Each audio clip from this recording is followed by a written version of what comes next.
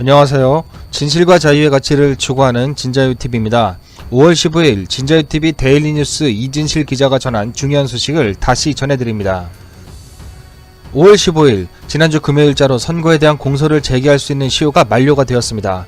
민경욱 의원은 지금까지 민주당과 대깨문들은 이상하리만치 조용히 있었지만 15일 이후에는 무차별 공격이 시작될 것으로 내다보고 있습니다.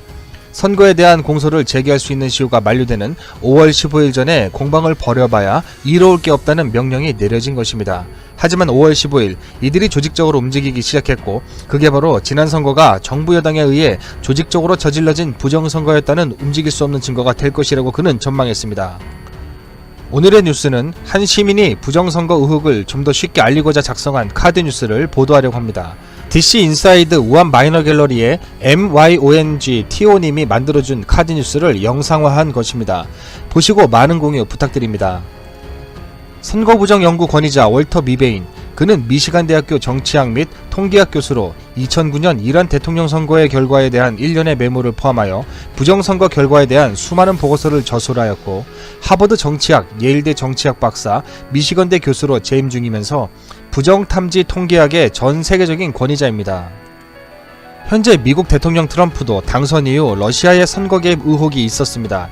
2016년 미국 대선 당시 힐러리 측이 개표 조작 가능성을 제기하여 힐러리와 민주당은 월터 미베인 교수에게 선거 개입 의혹 감식을 의뢰했지만 정작 월터 미베인 교수의 답은 그들이 원하는 답이 아니었습니다. 그에 힐러리가 바로 깔끔하게 수긍하고 한순간의 논란은 종결되었습니다. 선거 부정 연구에 있어서 미베인 교수의 공신력과 권위는 부정할 수 없는 사실입니다. 그가 통계적 분석을 통해 부정 가능성을 밝힌 8건의 국가 선거는 모두 부정선거로 판명됐으며 유혈 사태 혹은 국가 비상사태, 대통령 망명 등이 일어났습니다. 그 8개국 중 47%가 한국 전자개표기를 사용한 나라입니다. 그리고 한국은 미베인 교수가 지목한 9번째 나라입니다. 특히 2019년 볼리비아 대선에 대해서 미베인 교수는 명백한 부정이 있으나 그 규모가 크지는 않다고 조심스럽게 분석했지만 결국 전 국민은 물론 대통령의 경호원까지 부정에 대항하는 시위에 가담하여 부정선거임을 밝혀냈습니다. 그런 그가 대한민국 21대 총선 데이터에 대해서는 어떻게 반응했을까요? 처음 이 얘기를 들었을 때는 한국은 엄연히 민주주의 국가니까라며 대수롭게 생각하지 않았다고 합니다. 그런데 자료를 열어본 후 든 생각은 와, 이런 데이터는 처음이다. 이에 YTN은 팩트체크랍시며 엉터리 기사를 내는데 YTN은 미베인 교수와의 단독 인터뷰에서 조작으로 단정지을 수는 없다는 그의 말을 강조하며 팩트체크를 마무리했으나 네티즌들은 교수의 말을 입맛대로 왜곡하지 말라며 분노했습니다. 이에 YTN은 유튜브에 인터뷰 영상 풀 버전을 공개했지만 이마저도 편집된 짜집기 영상을 올려 문매를 맞고 있습니다. 미베인 교수는 말합니다. 한국의 정치에 대해서는 관심이 없다. 다만 나의 논문에서 밝혔듯 총선 데이터에 이례적인 조작값이 존재하며 이것이 의도적인 조작에 의한 것인지 아닌지는 수개표 등을 통해 직접 검증해야 할 것이다. 가세영과의 마지막 인터뷰에서 질문자는 한국인들이 무엇을 해야 한다고 생각하나 라고 질문을 합니다. 이에 월터 미베인은 자신 있는 프로그래머라면 누구나 와서 모든 종류의 전자기술을 해킹합니다. 전자도표, 개표기, 광학 스캐너 등 그게 무엇이든 상관없이 순식간에 망가집니다. 기계를 신뢰하지 말아야 합니다. 우리의 기술이 쉽게 휘둘리지 않는다는 주장은 위험합니다. 그들이 만약 우리를 믿어 라고 한다면 이미 그 배는 떠났습니다 라고 답했습니다. 대한민국의 공정성, 자유민주주의는 정말 이미 떠난 것일까요?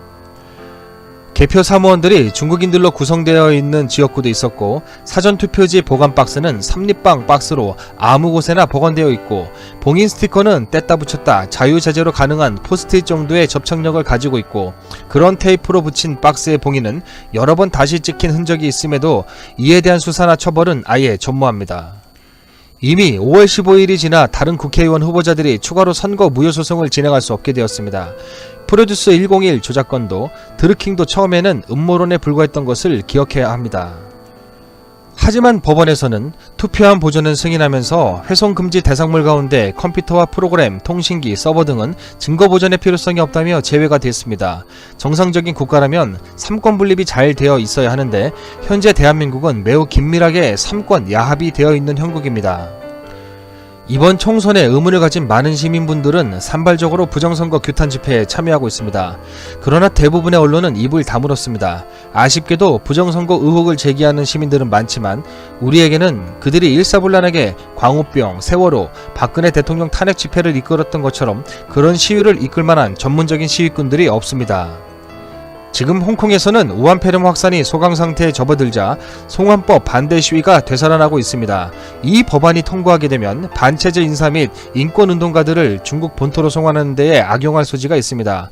홍콩의 젊은이들은 중공의 최첨단 사회통제 시스템인 안면인식 기술 덕분에 마스크와 안전모로 얼굴을 가리고 길거리로 다시 뛰쳐나왔습니다. 이러한 중공의 탄압에도 불구하고 자유민주주의를 갈망하는 이들의 목소리로 인하여 현재 미국에서는 홍콩의 민주화 시위를 지지하며 홍콩의 기본적 자유를 억압하는 데에 책임 있는 자에게 미국 비자 발급을 제한하는 홍콩인권 민주주의 법안이 하원 만장일치로 통과했으며 상원 표결을 앞두고 있습니다. 이들의 목소리는 중공과 미국의 관계는 물론 국제정세 전반에 큰 영향을 주고 있습니다. 지금 우리나라의 상황도 자유민주주의를 위협받는 홍콩의 상황과 별반 다르지 않다고 생각합니다. 민주당의 오랜 수건, 20년 장기 집권을 위해 그들은 수단과 방법을 가리지 않고 있습니다. 대한민국에는 자기들의 이익과 반대되는 목소리에는 침묵 아니면 비난, 조롱으로 일관하는 기득 언론들과 그 기득 언론들이 양산해내는 정권 찬양 기사만 받아들이고 있는 일반 대중들이 있을 뿐입니다. 자유민주주의를 수호하는 우리들의 목소리가 울리는 메아리가 되지 않기 위해서는 시민들이 현명하고 적극적인 목소리를 내야 할 때입니다.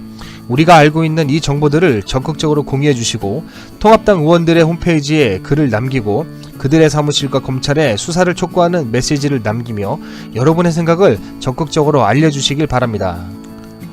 아직 우리는 희망이 있습니다. 깨어있는 젊은이들이 DC 인사이드를 비롯해 다양한 커뮤니티를 통해 목소리를 내고 모여서 시위를 하기도 하고 진실을 추구하고 있기 때문입니다. 여러분들도 함께 동참해 주시기를 부탁드립니다. 이상으로 진자유TV 데일리 뉴스를 마치겠습니다. 시청해 주셔서 감사합니다. 구독과 좋아요, 알람 버튼, 광고 시청은 영상 제작에 큰 힘이 됩니다. 또한 계좌 자율구독료 및 회원가입으로 후원해주시면 진자유TV가 더 많은 활동을 할 수 있습니다. 많은 관심 부탁드립니다.